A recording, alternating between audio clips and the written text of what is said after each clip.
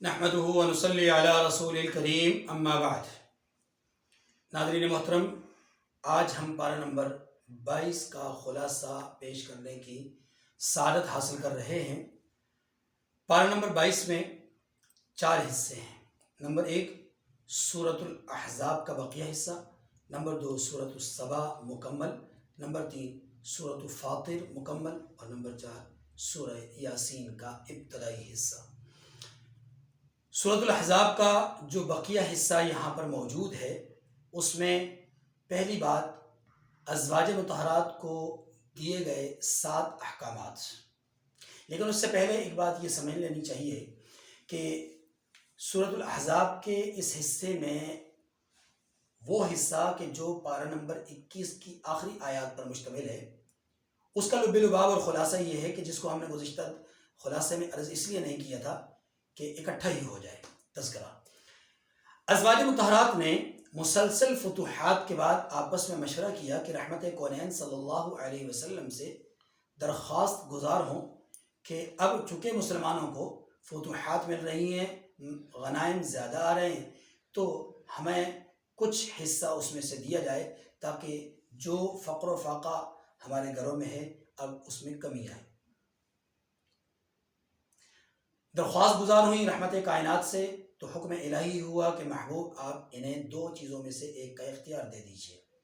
Number 1 دنیا کا مال و متاع یا آخرت پر اعتماد اور توکل۔ ازواج مطہرات نے دوسرے آپشن کو قبول کیا کہ ہمیں آخرت کی طلب ہے، دنیا کے حرص اور لالچ ہمارے اندر نہیں ہے۔ یہ محض دنیاوی اعتبار سے ایک طلب تھی، لیکن اس اختیار کے بعد اس طلب کو بھی ہم پس پش ڈالتی ہیں اور آخرت کو ترجیح دیتی ہیں۔ چنانچہ اللہ تعالیٰ نے اسی ضمن میں پھر 7 احکامات جاری فرمائے ہیں۔ نمبر 1 آپ جب بھی کسی سے بات کریں تو آپ کا کام یہ ہونا چاہیے کہ آپ نرمی کے ساتھ بات نہیں کریں گی، بلکہ سخت لہجے کے ساتھ بات کریں۔ نمبر 2 بلا ضرورت گھر سے نہیں نکلنا۔ نمبر 3 زمانہ جاہلیت کی خواتین کی طرح اپنی زینت اور اپنے سطر کا اظہار نہیں کرنا۔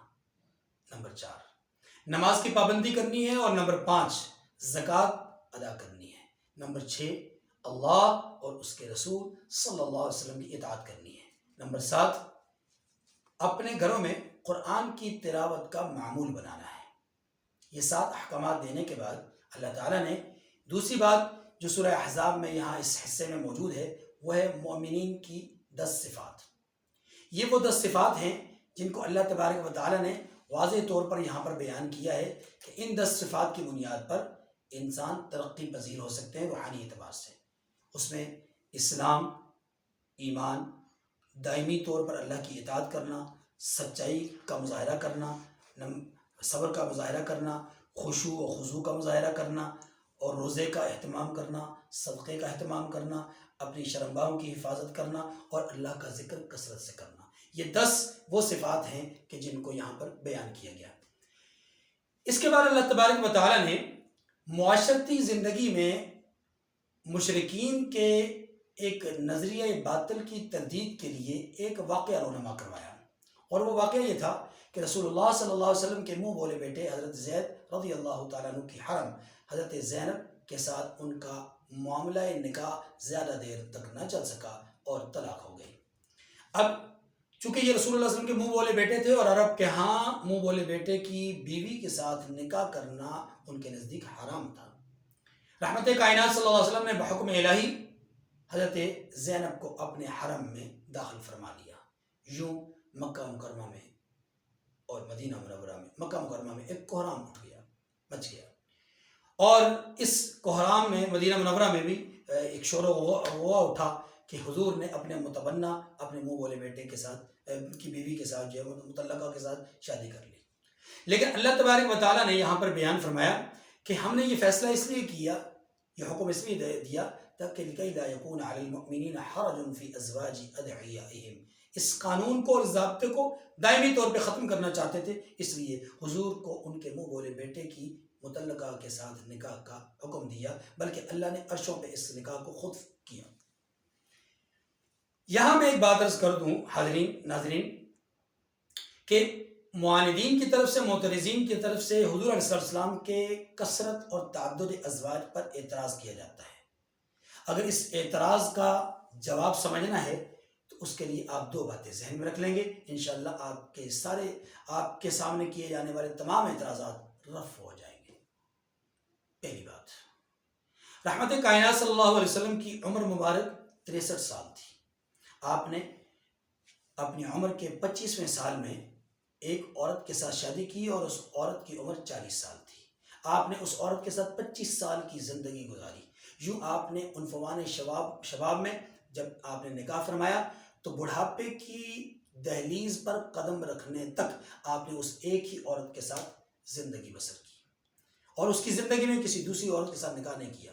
جب اس خاتون کا حضرت سیدہ خدیجہ الکبریٰ رضی اللہ عنہا کا وصال ہوا تو اس کے بعد آپ صلی اللہ علیہ وسلم نے 10 نکاح فرمائے ہیں اور یہ آپ کی عمر مبارک کے 51ویں سال سے لے کر کے 63ویں سال تک 13 سالوں میں یہ 10 نکاح ہوئے ہیں. کیا یہ نعوذ باللہ شہوت پرستی تھی کہ آپ بڑھاپے کی عمر میں جا کر شادیاں کر رہے ہیں؟ نہیں، بلکہ حقیقت حال کچھ اور تھی. نمبر 2، دوسری بات یہ ذہن میں رکھیے گا کہ حضور نے اپنی حیات طیبہ میں جن 11 عورتوں کے ساتھ آپ نے شادی کی اور ان کو اپنے حرم میں رکھا، ان میں سے ایک خاتون ایسی ہیں کہ جو کہ کنواری تھی، باقی 10 خواتین وہ تھیں کہ جو یا تو مطلقہ تھی یا بیوہ تھی. لہٰذا حضور پر اس قسم کا قبیح الزام لگانا یہ لوگوں کی ذہنی خرافات ہے، حقیقت میں کچھ نہیں. اس کے بعد اللہ کے رسول صلی اللہ علیہ وسلم کی 5 صفات اللہ تبارک و تعالیٰ نے یہاں پر بیان کی ہیں. نمبر 1 کہ آپ اپنی امت اور دوسری امتوں پر قیامت کے دن گواہ ہوں گے. دوسری بات یہ بیان کی گئی کہ اہل ایمان کو آپ سعادت اور جنت کی بشارت دیتے ہیں، جبکہ اہل کفار اور فساق و فجار کو آپ جہنم سے ڈراتے ہیں. نمبر 3 آپ نیکی اور اصلاح کی بات کرتے ہیں، اخلاق حسنہ کے آپ پیکر ہیں. اور نمبر 4 آپ کے بارے میں یہ بتلایا گیا کہ آپ جو ہے وہ مومنین کے لیے جہاں بشیر ہیں وہاں کفار کے لیے آپ نذیر بھی ہیں. اور 5ویں اور آخری بات یہ بتلائی گئی کہ آپ صلی اللہ علیہ وسلم اپنی صفات کے اعتبار سے سراج منیر ہیں. اس کے بعد چوتھی بات ان آیات کریمہ میں وہ جو بیان کی گئی ہے وہ یہ ہے کہ 3 بنیادی اصول معاشرتی زندگی کے بتلائے گئے. نمبر 1، جب کبھی کوئی دعوت پہ بلائے تو وہاں جائیں اور جا کر کے دعوت کھائیں اور بلا وجہ وہاں بیٹھنے کا اہتمام نہ کریں. نمبر 2، بغیر اجازت کے کسی کے گھر میں داخل نہ ہو. نمبر 3، اگر کسی غیر محرم عورت سے بات کرنے کی ضرورت پڑے تو پھر پردے کے اندر رہتے ہوئے بات کی جائے، بغیر پردے کی بات نہ کی جائے. اس کے بعد اللہ نے اپنے حبیب صلی اللہ علیہ وسلم پر درود و سلام بھیجنے کا ذکر فرمایا ہے. اس کے بعد اللہ نے اپنے حبیب صلی اللہ علیہ وسلم کو یہ حکم فرمایا کہ آپ ازواج مطہرات کو بھی اور اپنی بیٹیوں کو بھی اور امت کی تمام خواتین کو یہ حکم دے دیجئے کہ پردے کا اہتمام کریں. بعد ازاں سورۃ السبا ہے اور سورۃ السبا کے اندر اللہ تبارک و تعالیٰ نے 2 طبقات کا ذکر کیا ہے. ایک طبقہ شکر ہے، شاکرین ہے، اور دوسرا طبقہ جو ہے وہ کافرین کا ہے.